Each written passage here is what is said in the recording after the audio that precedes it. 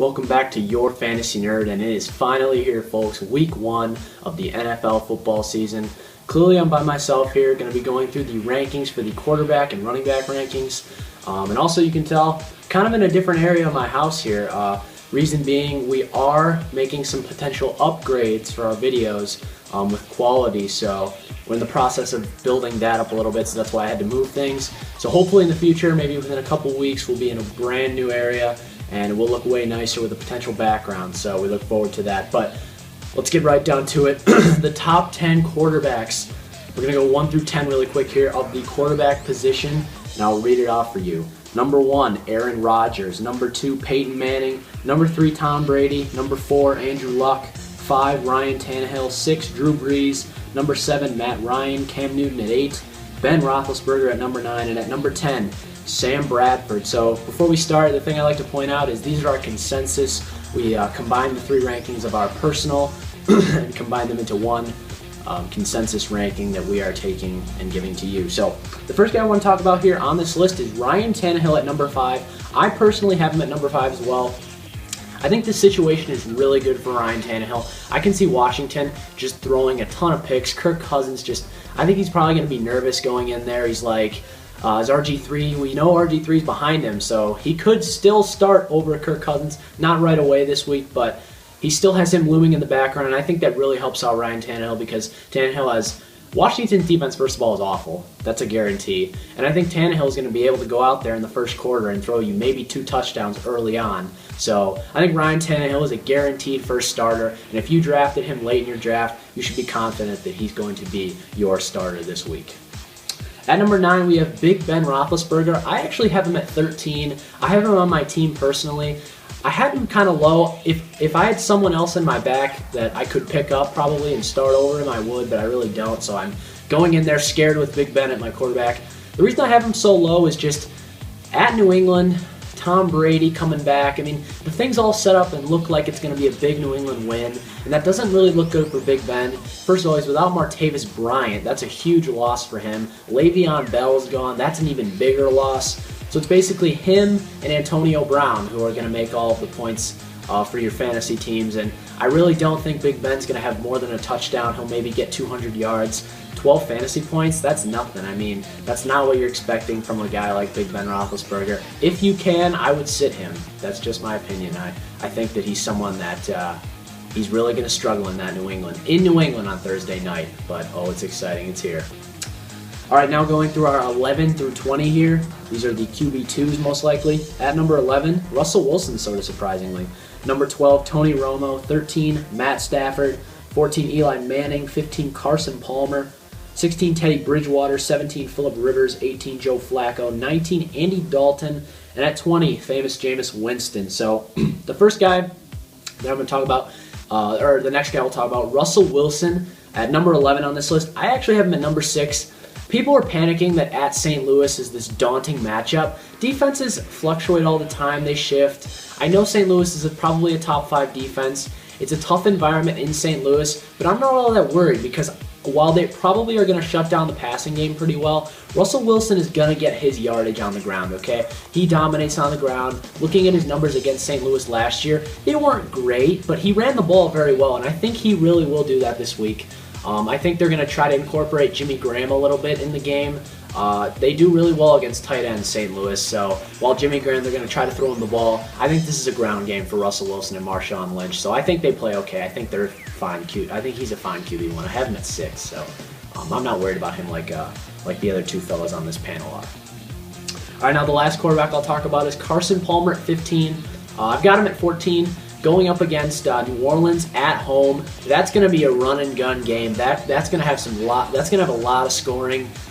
Carson Palmer, first of all, he goes in most of the season as a healthy quarterback, and he plays really well until he gets injured, which he will do this year most likely. So while you have him, while he's okay, I think he's a great quarterback to start. I think you can start Carson Palmer this week if you're worried about a potential downfall from, let's say you drafted Eli Manning, let's say you drafted Matt Stafford. I think they have bad matchups this week, and I wouldn't be shocked if Carson Palmer outplayed them at all. No doubt about it. I actually have them over both of them. Palmer over both of Stafford and Eli. So I love Carson Palmer this week. I think John Brown may score a touchdown. Hopefully Michael Floyd plays and Larry Fitzgerald, obviously. So they're just going to be up and down the field. I love Carson Palmer. All right, so that is the quarterback rankings here at Your Fantasy Nerd. We're going to now move on to the running back rankings, going through 1 through 10 real quick here. At number 1, Eddie Lacy. Number 2, Adrian Peterson. Number 3, Jeremy Hill. Number 4, Marshawn Lynch. 5, Jamal Charles. At 6, C.J. Anderson. 7, DeMarco Murray. 8, Lamar Miller. 9, a very scary LaShawn McCoy, whether or not he plays. And at number 10, rounding it out, is Matt Forte. So the first guy we'll highlight here is Jeremy Hill at 3. I've got him at 4. 3 is very high. 4 is as well. You didn't draft him to be a top 5 running back right away.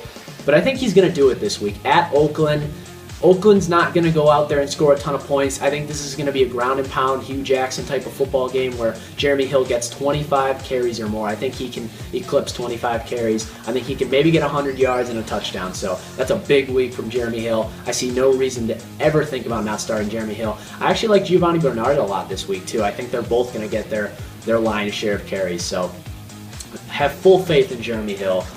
He's a top 5 running back this week.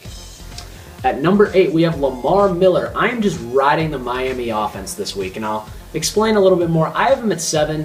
While Ryan Tannehill's going to throw his quarterback, he's going to throw his touchdowns early on. You think they're going to keep throwing the ball when they're up 42-0 in the third quarter? No, they're going to hand the ball off to Lamar Miller. And yeah, he's going to get a ton of carries in this game. Question being, does Lamar Miller stay in the game when it's a complete blowout? I don't know, but I think that the game is close enough for long enough that Lamar Miller gets 20-plus carries in the game, probably gets a touchdown or 2, so I think Lamar Miller's a great RB1 this week. At Washington, not a good matchup if you're Washington. I think Miami's coming out there, and they're excited. They're going to dominate that game. All right, now moving on to 11 through 20 here. We've got Jonathan Stewart at 11, Justin Forsett at 12, 13 Carlos Hyde, 14 Mark Ingram, Latavius Murray at 15, Andre Ellington at 16, Melvin Gordon at 17, Joseph Randall at 18, 19 Alfred Morris, and rounding it out at number 20 is Frank Gore. So the first guy here that I'm going to highlight is Carlos Hyde at 13. That's pretty high actually for going up against Minnesota, who has a pretty good defense. I mean, they played well last year. I've got him at 14. But I think that they're going to want to run the ball a lot in this game. Looking at it from a game standpoint, I think Kaepernick, that offense just isn't probably going to pass all that much in this game. I mean, Minnesota has a very good defensive secondary with Harrison Smith back there, so I'm not too worried about Carlos Hyde at all this week. I'm going in there as a potential RB1, probably high-end RB2, as you expect. I expect about 70 yards and a touchdown from him. I think Hyde is someone who can perform like an RB1, but he's on most teams an RB2, so I love him at 14. All right, the next guy and the final guy on this list is actually Frank Gore at number 20, and a lot of you are going to hate this, but Frank Gore, I've got him at 21. He's on my team as well. I'm really nervous about this matchup. This matchup scares me a ton. It's at Buffalo. They're probably the second best defense in football behind Seattle. That run defense is amazing. I mean, with Rex Ryan now, they're going to clobber Frank Gore in this game. I think he's going to get a yard per carry average of little more than 2. I mean, I have to start Frank Gore because my running back depth isn't all that good, or my running back starters aren't all that good. So I'm starting him at my flex, but I'm nervous about him. I think he's really a scary play. And I just think at 21, that means he's probably a low-end RB2 flex option. So if you have better options, like let's say you have Amir Abdullah, I'm starting him over Frank Gore if I can. If you have Alfred Morris, I'm starting him. Even if you have like Melvin Gordon, I'm starting him over Frank Gore. So I'm worried about the matchup this week for Frank Gore, and I think most people should too. Be wary of starting Frank Gore. All right, now moving on to 21 through 30. These are your definite flex options. These are guys who you're probably maybe not even going to start. So at 21, Amir Abdullah. 22, Doug Martin. 23, Alfred Blue. At 24, Rashad Jennings. 25, Chris Ivory. 26, TJ Yeldon. Isaiah Crowell at 27. D'Angelo Williams at 28. Tevin Coleman at 29. And at 30, Giovanni Bernard. So the only guy I'm going to talk about on this list is Alfred Blue at 22. I have him at 22 as well. Going up against Kansas City, I'm seeing a lot of people that are just downplaying his talent and what he's going to do. I mean, at 22, I'm not like in love with him, but I'm telling you to start him. I've seen most people say don't start Alfred Blue this week. I am definitely starting Alfred Blue if I have him.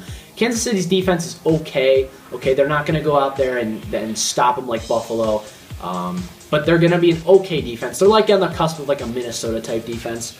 And one thing to point out about Alfred Blue is in the games in which Alfred Blue had to start for Arian Foster, in standard scoring leagues, he produced 8, 15, and 7, and he didn't score a touchdown in any of those games. So if he can just score a touchdown, he's a potential top 10 running back. So Alfred Blue, I think, can really produce. He's a great yardage running back.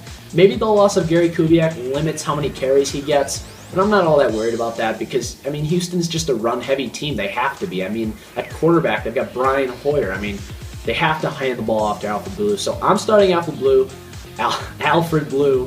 and I'm doing it with confidence. So, all right, that'll wrap up the quarterback and running back rankings for this week of Week 1. It's finally here, folks. NFL football, baby.